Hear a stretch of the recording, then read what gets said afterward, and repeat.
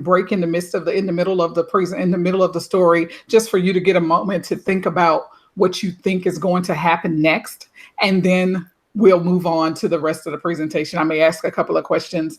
If you don't have anything to say, that's fine. If so, just chime it out and that'll be great. And I'll just move forward. So let me know if for some reason you cannot hear the audio that I'm about to play, but here we go. Acceptance. She was so excited. She recently found out she was accepted to the college of her choice. She would be the first in her family to attend and graduate from college. The one person more excited about her acceptance was her mother. She was so proud. Her baby girl was going to college. She couldn't wait to brag to her brothers and sisters about her great daughter. She went to share the news with her brother. After all, he always helped her daughter with her homework.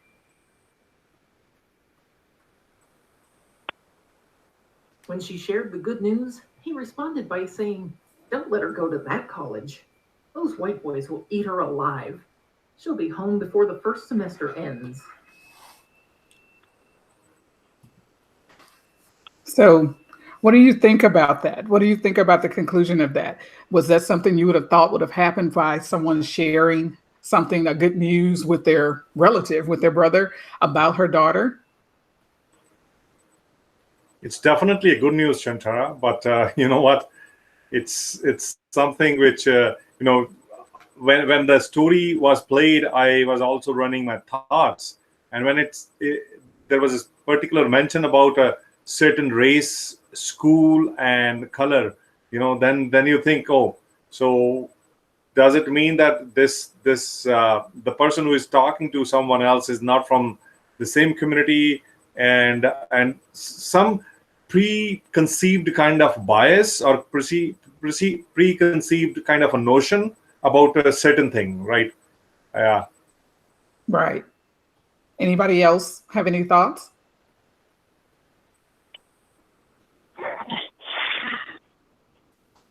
So this story actually was mine. Wow. It's something that's kind of stood out for me for quite some time, obviously, since it happened to me. I didn't hear about it, obviously, until years later, but it was the story of my mom being so excited for me graduating from high school and being actually the first member of my family to go to college. And that response from my uncle was just kind of flooring to her. She didn't expect it. She thought for sure he would be this strong advocate of mine because he was someone who always championed me in my education. And so it was the first time that I'd heard of someone that I thought would be a mentor, someone I thought would be on my side, not necessarily being 100% there and 100% on my side. Now, obviously it wasn't the last time because we're adults and things happen in our lives.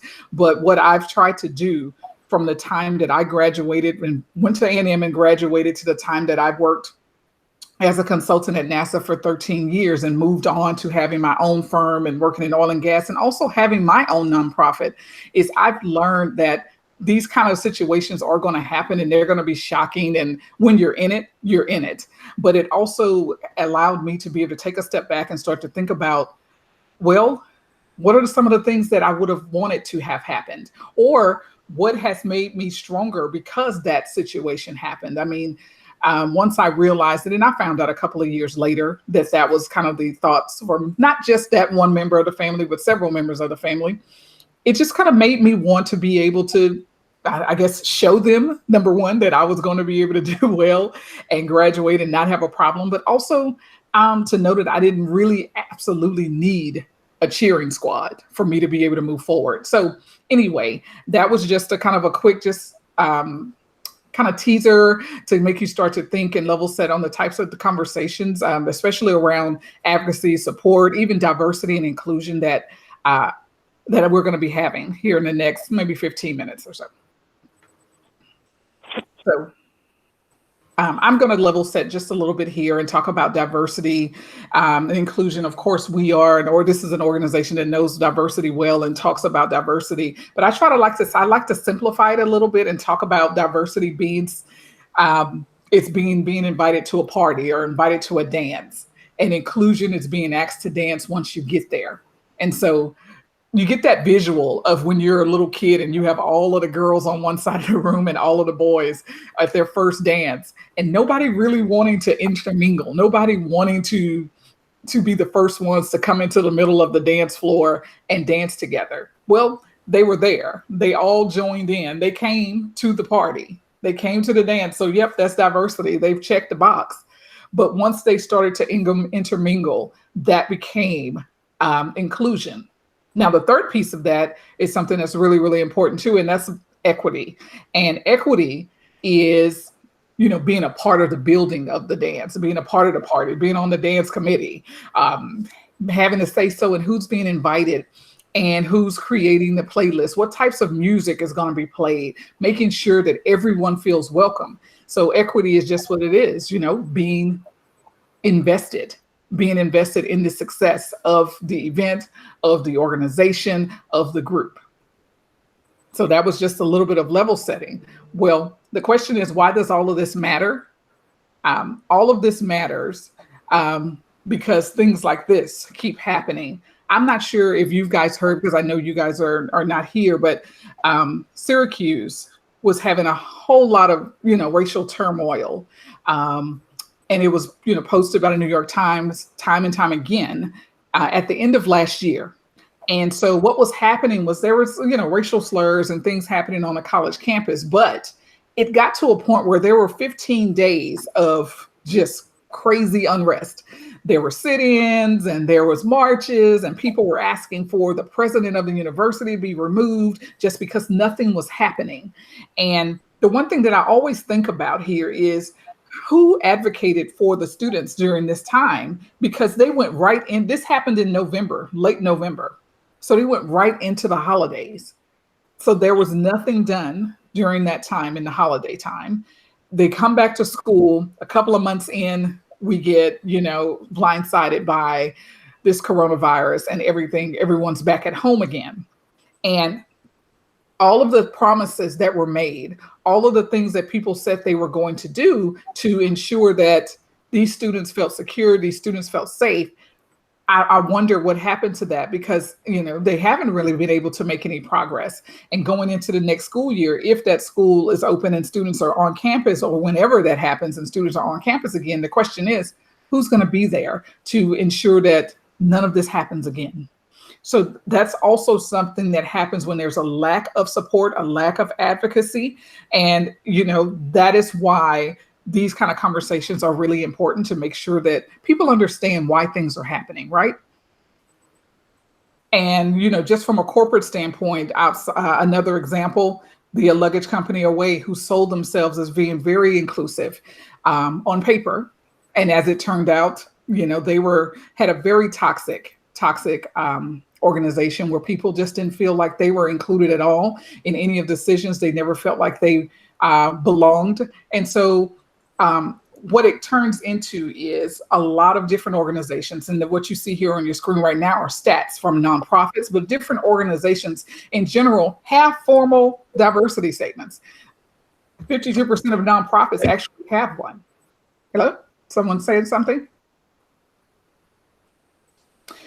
52% of nonprofits actually have a formal diversity statement, but 31% of those nonprofits with the formal statement, only 31% of them actually have a strategy for how they're planning to move forward.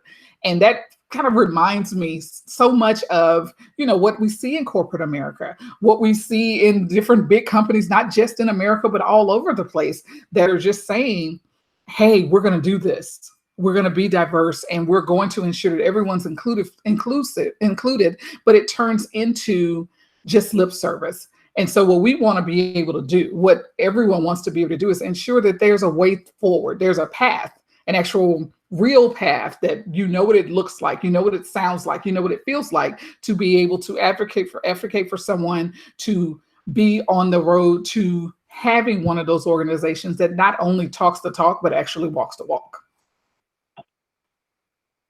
Now, I was mentioned in my bio this about my framework, and I just wanted to be able to share it just so you know that it's actually a method to all of this that I'm talking about, that this transformative ally framework that I created does take you through the steps from advocacy, support, and coexistence.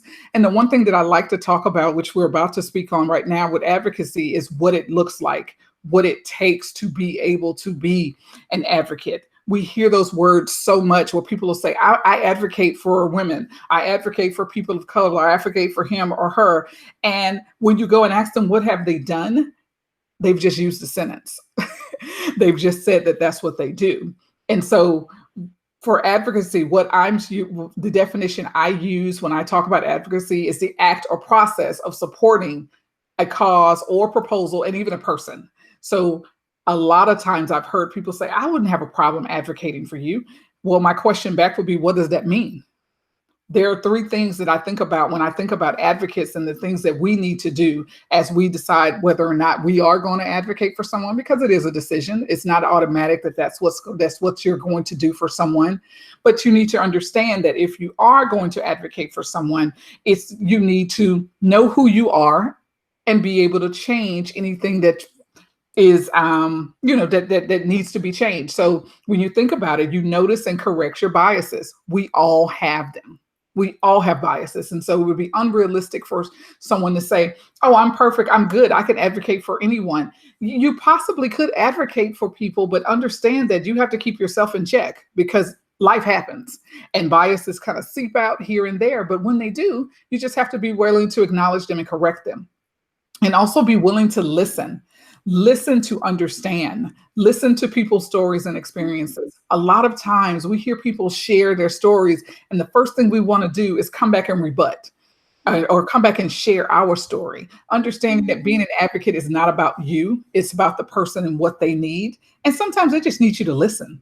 They don't need you to share your piece. They don't need you to tell you to find the holes in their story or anything, because it's their truth at that moment. And that's the one thing that we, all need to understand. And sometimes it's hard because we may not agree, or we may not feel like that's something that we can, really relate to, but just listen. That goes a long way. And also being an amplifier in, mentoring, but also allowing access to different networks. There was a story, I think it was about maybe 3-4 years ago, maybe even longer, that it started to, get around. And it was a story related to President Obama's administration, where he had a lot of women a part of his administration. One of the, first times that a president had as many women and women of color in their administration. Well, the ladies found that it was still very difficult to get their voices heard. They had a seat at the table, but they didn't really have a voice. Every time they went to speak, someone would speak over them. And so they got together and said, we're going to amplify each other. So every time one woman had a great idea, and it seemed to be that it was kind of shoved out of the way, another woman spoke up and said, great idea, Karen. I love that you thought X, Y, Z. And so what they were doing was not only amplifying the idea, but amplifying the person. And it kept going and it kept going, until finally President Obama actually acknowledged them, and he actually recognized what they were doing and started to really make more of a concerted effort to make sure that they were being heard at the table. So being an amplifier is huge, because right now, while we're working in these online settings, those shy people, those people who, tend to not speak up even in face-to-face meetings, they're almost non-existent right now in online environments, because they don't want to speak up. They don't want to be seen and or heard. So you have to be able to draw out their ideas, amplify them. They may be typing it in the chat box, and it's up to you, if you have a voice in that meeting and you feel comfortable, to go ahead and say, hey, Derek, he put something great in the chat. This is a good idea, just to amplify and make them feel more comfortable in the room, in that space. That is what advocacy is. So what does it look like? It looks like listening, as we mentioned. It looks like referrals, making a phone call, or even inviting someone to the table. Advocacy is one of those things where you do what you can. It's not necessarily about being big and being out in the open, unless that's your platform. And we're going to talk about that in a second, but it's only, you know, what you feel comfortable with doing. And sometimes it's just lending an ear. Can you think of a time when someone's advocated for you, either personally or professionally? Just, you know, think for a moment, who said something, who's, you know, who's listened to you, who's made a phone call, and you may not have even expected it. Most of us may have something. Yes, someone want to share? Hi, Brandon here. I'm a young person who's involved in like activism, and even like within not-for-profit structures. Youth voices are often ignored, especially marginalized youth. Mm-hmm. One of my allies who was a seasoned activist, we had a like offside conversation before a meeting started, and she offered to kind of like echo something if people kind of tried to speak over me. And so in the meeting, when someone started to speak over me or repeat exactly what I said, she would then say, with my permission, she said like, oh, I think Brandon just brought that point up, or I think Brandon was speaking. So yeah, that's amplifying, right? There, she's being your voice until you're able to, you know, be that voice for yourself. That's perfect. That's exactly what advocacy feels like. Can you say what that felt like to you? Did you appreciate that, and how has that kind of helped you in those settings since then? Sorry, could you repeat that? I just asked, how did you feel, you know, when she was doing that? Did you appreciate the fact that she was doing that? And also how has that helped you moving forward in those settings? I mean, I appreciated that she had the conversation with me first, because like, it's always important to know, you know, how you can best help a person and not just assume that what you're doing is helpful. Right. And I think it empowered me a little more to be strategic about how to make sure my voice is heard in meetings. And I've used that same principle when trying to support other people in circles, like especially women often get talked over in meetings. And myself as like a non-binary person, but who presents as like a man, I often I try to use that privilege by, you know, having conversations offside with the women in my circles to ask them if there's, you know, ways I could support them, and I make suggestions like that. So I found it's definitely equalized meetings, especially because meetings can become very like, it can just become like a diatribe. Right. Yeah. Anybody else want to share? But that's, you know, that's really, you know, that whole idea of amplifying someone else's ideas, giving them the space in the room to be themselves and just allowing them to grow is really what we're talking about here. So this is Doug. Doug Westby Gibson was someone who has been instrumental in my career for a very, very long time. And for the longest time, I thought I would think about the interviews. He came on campus as a manager, hiring manager for Booz Allen Hamilton. And he interviewed me for my first job as a consultant, where I worked for NASA for 13 years. And from what I understand, his advocacy of me from the moment he met me started, you know, well before I even really knew that I was going to be accepted and I was going to take the job with the company. He went in and advocated for me with the managers of the company, because I did not have a 4.0 GPA, which is what they were looking for. The best consultants, right, are always the ones that have the 4.0 GPA. Yeah. And so I didn't. I had to be average, probably like a 3.25 or something like that. But they wanted someone, and they had a few on the camp, on A&M's campus, that were business degreed, IT 4.0, you know, that kind of thing, kind of stellar in the eyes of the interviewees. Well, for me, that wasn't me, but I also was a student who was working 4 jobs my senior year. I was taking 18 hours because I was trying to get out of there. I had student loans. I had lots of things that I had going on that I wanted to get out and start working. Well, Doug advocated for me, and as I understand, he was the sole voice in the room that constantly said, Shantira is the person we need for this job. She's a person that knows how to work, and so on and so forth. I didn't find out about this till much later. And when I say much later, I mean several years into the company that I found out that he was that instrumental in ensuring that I worked for the company.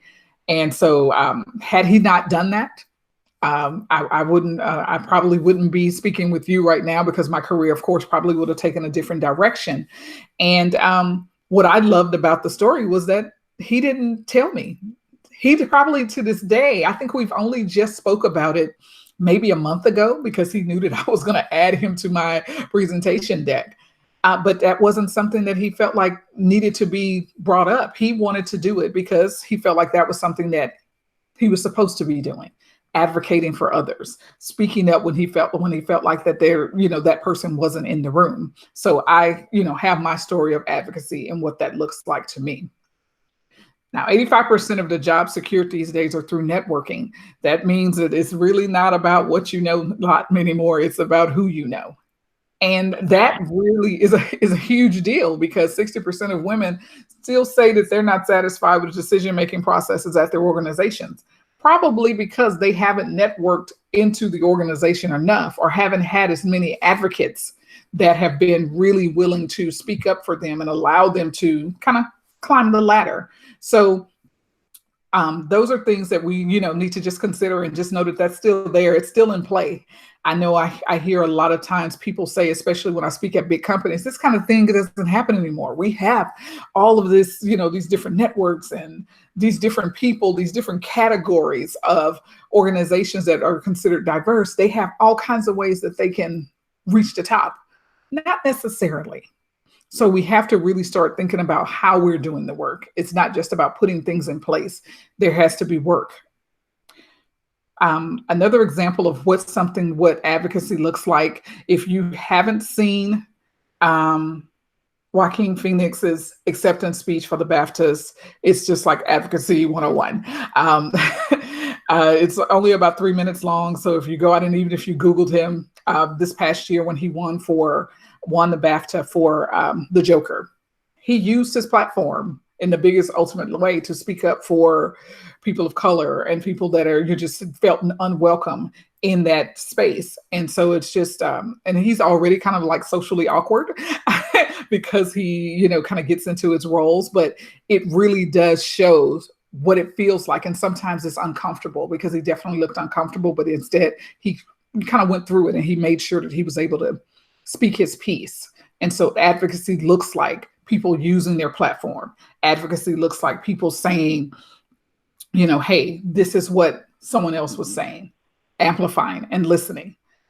Now, the one thing that you can think about, and it's not something that we need to talk about here, but just kind of have in the back of your mind, who could benefit from your advocacy? Who could benefit from you kind of sticking up for them? Just as Brandon was just saying, he's been able to do that for women and different people in the room, in their spaces, being able to have a, side discussion and say, hey, I'm willing to share on your behalf. I'm willing to speak up on your behalf if it looks like you're not being heard. Who could benefit from those things? Who can benefit from a phone call or just listening? Have that in mind. And, maybe you're willing to, do that work. And a couple other examples about advocacy before I wrap up is just, I'm not sure if any of you've heard the story of Marilyn Monroe and Ella Fitzgerald. Well, Marilyn Monroe, long story short, is she loved Ella Fitzgerald. And she wanted to ensure that Ella was able to get her due as a wonderful, wonderful vocalist. Unfortunately, during that time, a lot of Black women were not allowed, Blacks were not allowed at some of the major clubs. So Marilyn made several calls, and she started to get the owners of different clubs to let Ella sing. And she could guarantee that the room would be full because Marilyn would show up to every performance. So Marilyn used her platform. She used who she was to show up for someone else and to ensure that that other person got a shot. And, I just think, had Marilyn not done that, we may not, have been blessed with all of the great music of Ella Fitzgerald. And then there's the late, great Robin Williams, who, used his platform, used his stories, used his abilities to be able to help others. He had in his writer that certain number of homeless people had to be on the set working during movies that he worked on. Whether they were just, doing little small tasks, it didn't matter. He just wanted to ensure that other people had an opportunity to have a job, to get food. And so that is truly advocacy. And no one ever knew he was doing it. I only heard about the story just recently as the writer actually became public. But he's done it for years, apparently. He'd done it for years. And so you think about the people who may have gotten a job, who may have been able to pay for food, who may have been able to take care of their families, simply because he took a stand and he used his platform to help others. And so to me, that's kind of the epitome of what advocacy is to be able to use what you have in the space in your comfort zone to be able to help someone else. Are there any questions? Nope. Okay. So I only have a couple of other things to say about this besides thanking you guys so very much for allowing me to share, to spend some time and to understand, one, your organization and understand each and every one of you. If there's anything that you want to share with me after this meeting or wherever you think about it, feel free to go out and text TAF to 31996 and you'll be able to send me, there's a link that you'll get on your phone and you can provide evaluation to me. Let me know what you thought or share any experiences or even anyone that you feel like may need to hear this story. This 20-minute, 25-minute talk is just a snippet of what typically goes for like 90 minutes with a lot more conversations, with a lot more examples and discussion around how to be a strong ally and how to advocate for one another, because that's something that's super, super important. We need to be able to do that for one another in order to be able to move forward and to really say that we're working within a diverse and inclusive environment. Finally, I love quotes. And so closing this out with a quote that says, if it doesn't challenge you, then it won't change you. And that is definitely holds true for diversity, inclusion, equity, allies, and advocacy. So thank you so much. Thank you very much, Shantara. That was an amazing presentation. Really fits so well with our organization, and I think something that we're hoping to see changes in our greater society now as all of everything has changed. Thank you very much for presenting today. It is most appreciated. Does anyone else have any final comments?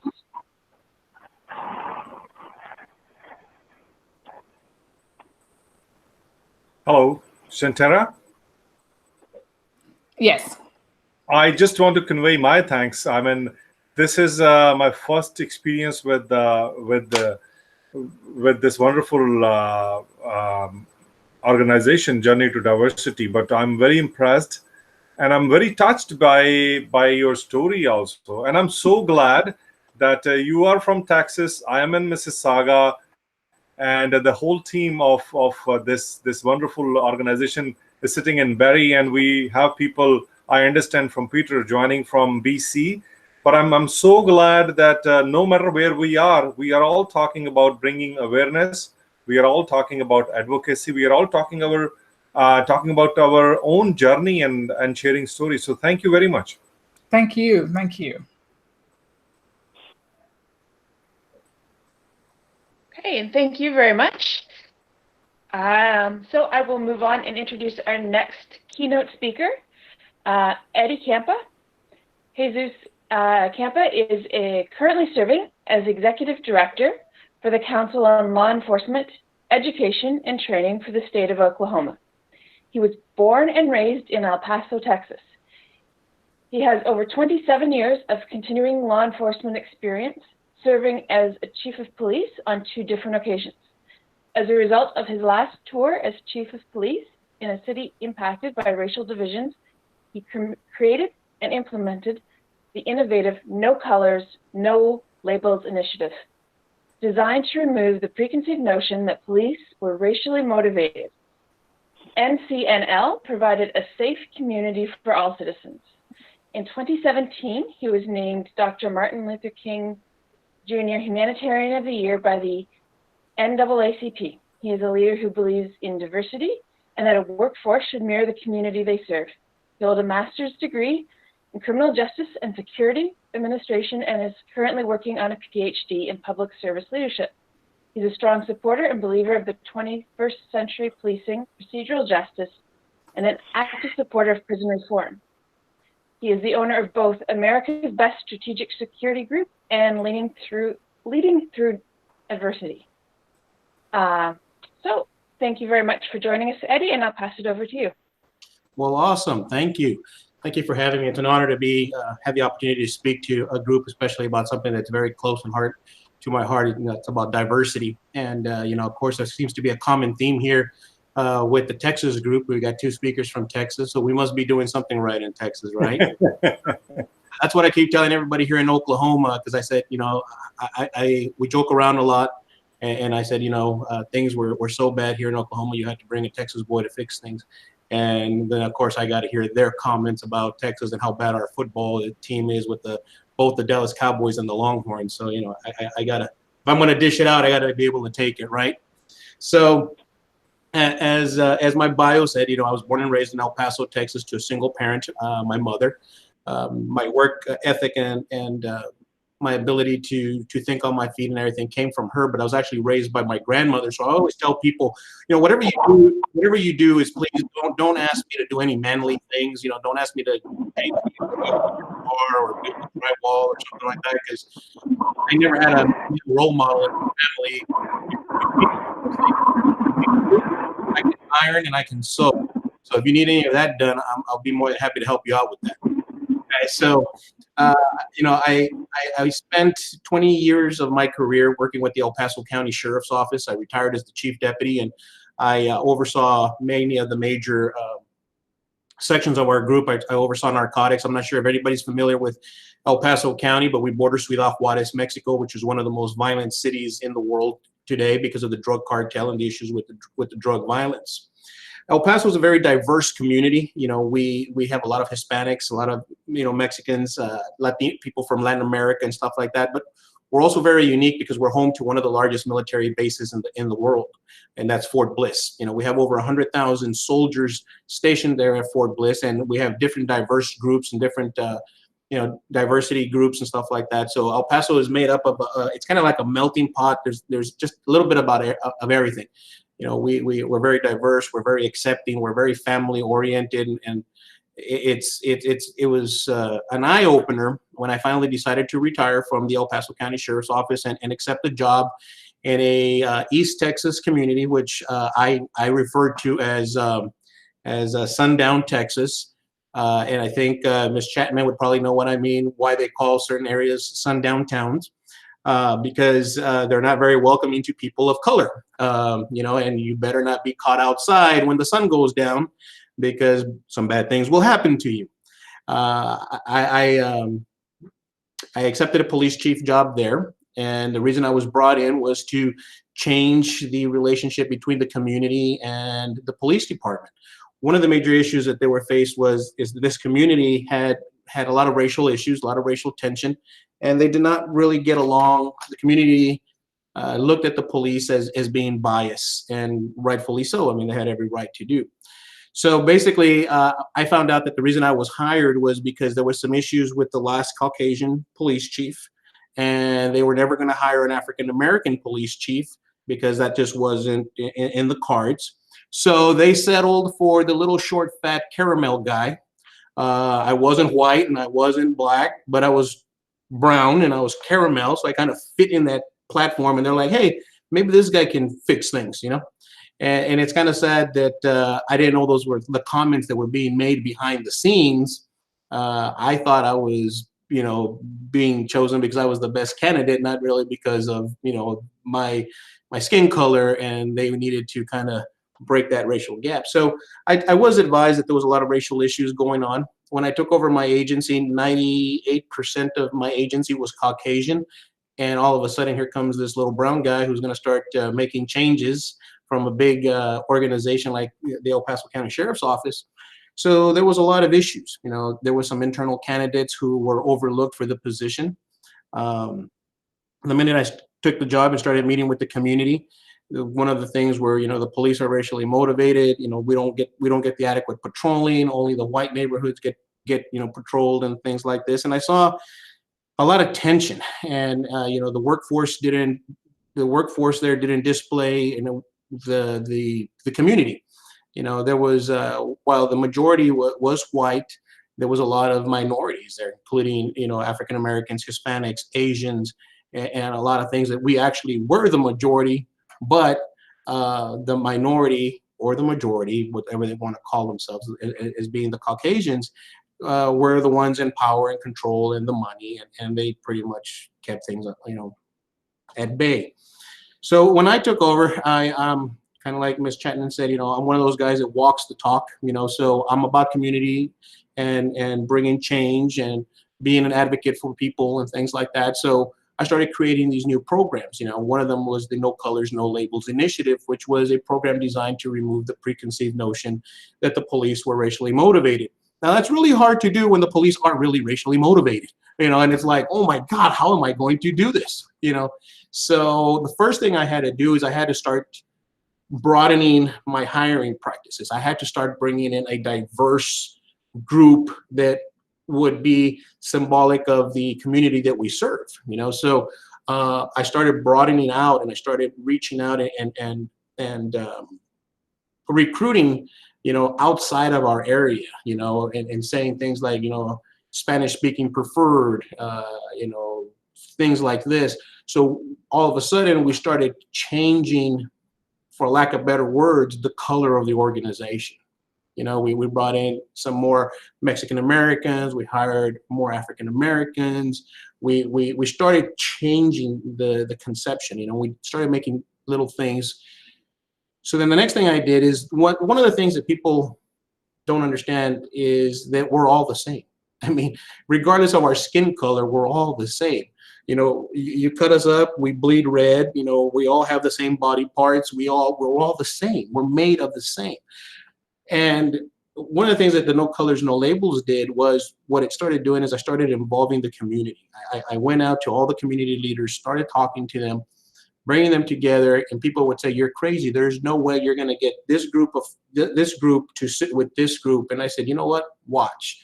Because there's one thing that I've learned, and this is the reason, you know, I'm a little overweight, is because I love to eat. So I know that when you do one thing and you put food in somebody, you invite somebody to a meeting and you tell them that you're going to feed them for free, they're going to show up.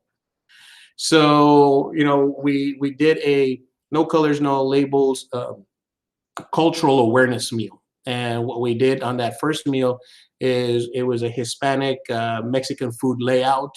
And we got one of the local restaurants to sponsor it. We had about 30 people show up.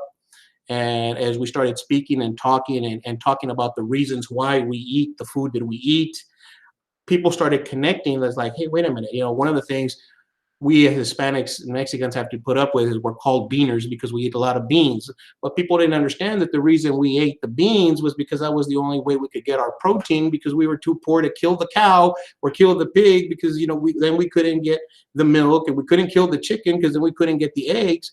So then the African Americans were like, well, wait a minute. Well, the reason we eat, you know, neck bones and oh my God, I lost it. But, you know, the neck bones and the gizzards and and all that stuff was because that was the leftover food of the animals that they processed. So they were able to connect to that. And then the white folk, you know, the older ones were, well, you know what, the poorer ones were like, well, we can relate to that because, you know, we ate grits and stuff like that, which was the only food that we had. So as they started connecting, all of a sudden they started talking, and we started getting together. And the more that we started to understand our culture, the more we started coming together. So every month we would host one. You know, the next one was the African American meal, you know, and for that one we had about 100 people show up. And all of a sudden people are like, wait a minute, how did you get that family to sit with that family when they're white and they're black and they can't stand each other, and they're sitting at the same table eating and talking and joking? Like, well, because they're starting to understand each other. And that's all it is. People are afraid of the unknown. So once you explain things to them and you break food with them and you joke and you talk and you start bringing people together, and that's how you bring a community together. Well, as we started working with our No Colors, No Labels initiative and changing the demographics of our organization by bringing in diverse individuals, from all over the state and different colors and different races, we started to do something that hadn't been done in years. We brought down the crime rate by 20%. The next year, we brought it down another 3%.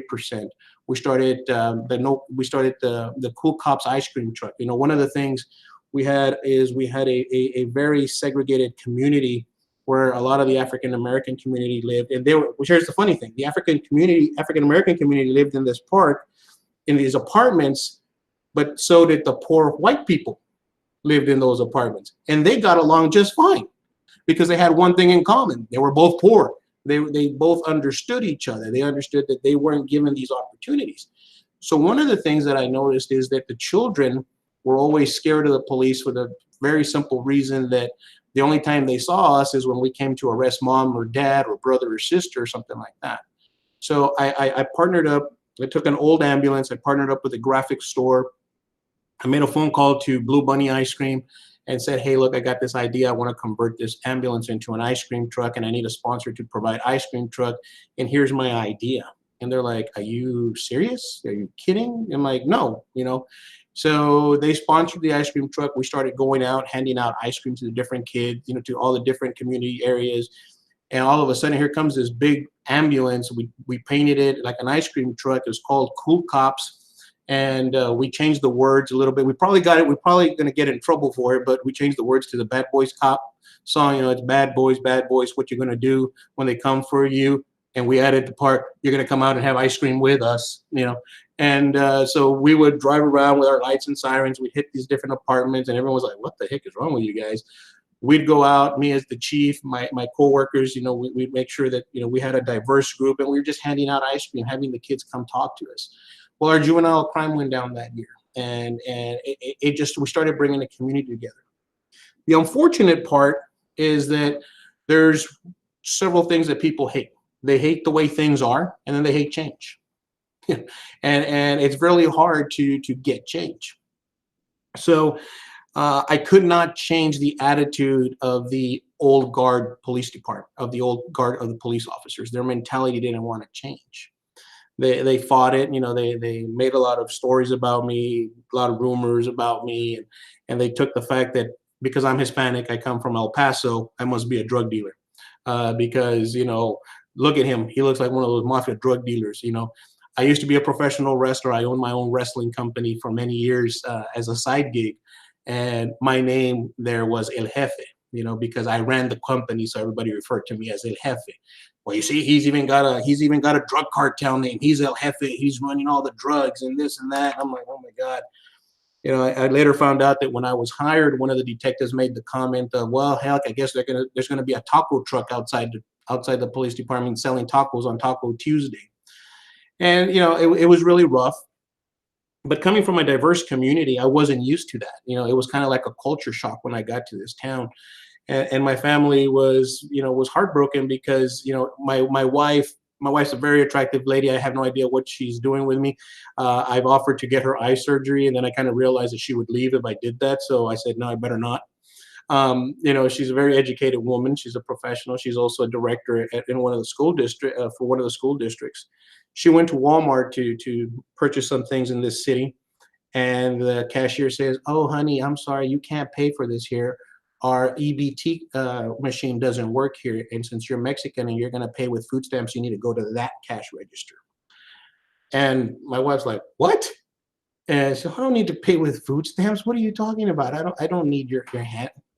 Started this big ordeal. It was just crazy, So we made a lot of changes, and I was very honored that in 2017 I was honored with the Martin Luther King Humanitarian Award. And that just really showed that we made a lot of difference. I started noticing a change in my kids' attitudes. My son was referring to kids as the brown kid, the black kid, but naming the white kids by name. So I brought him and I said, hey, what the heck is wrong with you? I said, why did you say, can John and Jimmy come over and my black friend? He says, well, they call me the brown kid, so I call him the black friend. So we had to have these talks, and I started noticing a lot of changes. So I made the decision I said, you know what, I've done the best that I can. I can't do any more for this community because I can't change the officers. You know, I'm a different breed of police officer, as you heard in my bio. I believe in procedural justice. I believe in prison reform. I believe in everybody having a second chance.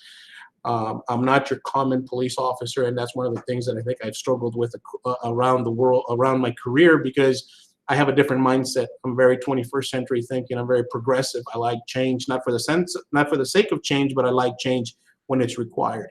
And when it comes to diversity, you have to, in order to be successful and move your business, your organization, your community, you have to have diversity, because you have to be well educated and well mannered, and understand that while we all look different, we're all the same. So, you know, through our No Colors, No Labels initiative, that was a very big thing. But as soon as I left, they shut down the No Colors, No Labels initiative, took all the stickers off the cars, ended the Cool Cop ice cream. Their crime rate is back up, and they have a new police chief, and they're back to doing things the way they used to, and that's fine.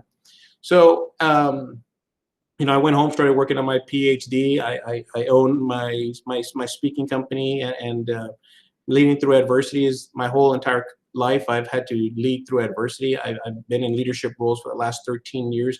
A lot like Ms. Chapman had said earlier, just to echo on her things, you know, my biggest critics were my family. I came from a single parent household. We were poor. We lived on the wrong side of the tracks, while all my aunts and uncles, you know, they were educated, they were married, their kids were going to be the success stories.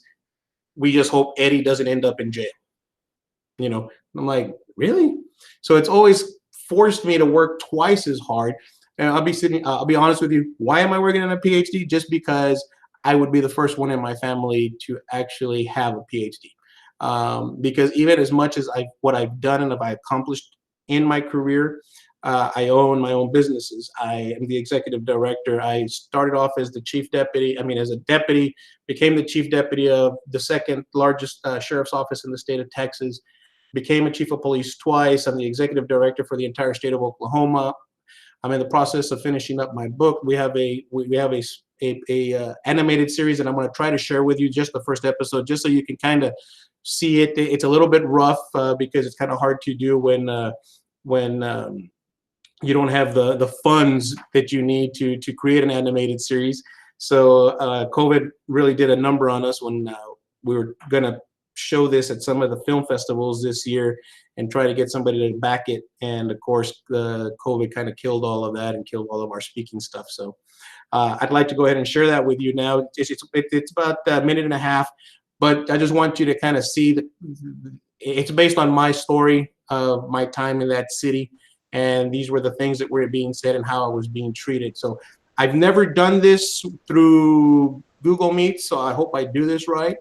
So let me know if you can see it. I'm trying to share my screen. Can you all see my screen?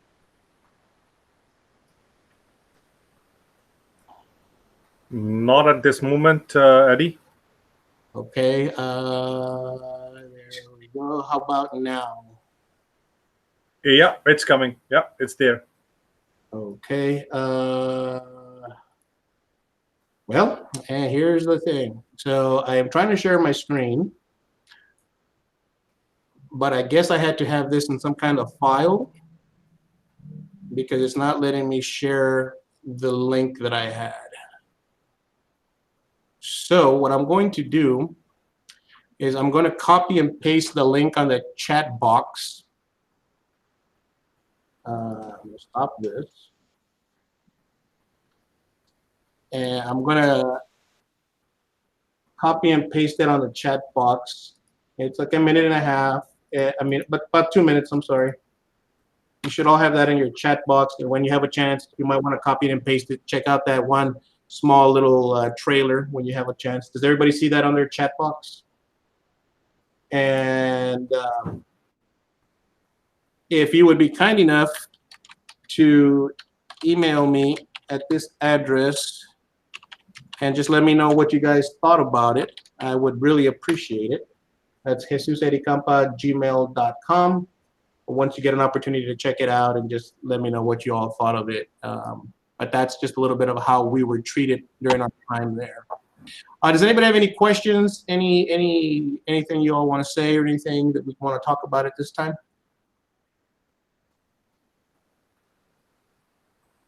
Yes, sir.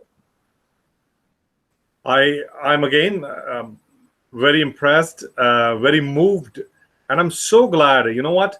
I go with the same notion. We are all coming from the same melting pot. I may have a beard or a turban. I may look different, but inside we are all same. What shapes us is where we were born, and then what shaped our parents where they were born. But eventually, through eyes we see, through nose we smell, through mouth we eat, and we are all same. I'm so glad I'm part of it, and listening to your story and your initiatives. I'm very glad that I'm part of it today, and thank you very much again for sharing that. Well, it's my pleasure, and like I said, it's funny because we're in 2020, and I can't believe we still have these issues. When I took the job here in Oklahoma, it was a year after I had left Sundown, Texas. I almost said where I was from, but a quick Google search, you'll find out where I came from. So when I first walked into my interview, and I walked in and I saw 13 Caucasian males and one Caucasian female, I said, well, I ain't getting this job. There's no way they're hiring me. I don't fit the profile. But the great thing about Oklahoma is that it's been very welcoming. It's been very, very well receiving. And this is what they wanted. They actually wanted change. And when they said they wanted change, they really wanted change. And they've allowed me to implement a lot of the 21st century policing ideas that we have. So basically what we do here at CLEAT, which is the Council on Law Enforcement Education and Training, is that we regulate and train all police officers for the state of Oklahoma. So like in Texas, it's called TICO. Here in Oklahoma, we're CLEAT. So with that, that's just a little bit about me. I mean, I can go on, and there's a lot of things like that, but I know we're limited in time and everybody's got a busy schedule. So I just want to say thank you to everybody for giving me the opportunity to share a little bit of my story with you and why I think diversity is important, because once we started including people, and you started, like you said, there's a difference between being invited to the dance and then being asked to dance. I've been invited to a lot of parties, and very few times have I been asked to dance. So I'm very lucky that I've had the opportunity here in the state of Oklahoma to dance. I've been, as a state director, I have a direct line to the governor, and he's a very progressive one. So while I don't think our political alignments align together, but we've been able to show that we can work together. It's just being included, and that's what procedural justice is. Let me tell you my story. Let me tell you my side of it. Listen to it. Think about it, and once you make your decision, as long as it's fair, I'm okay with it. So once again, if there's no other questions, I will turn it over back to our host and say thank you very much.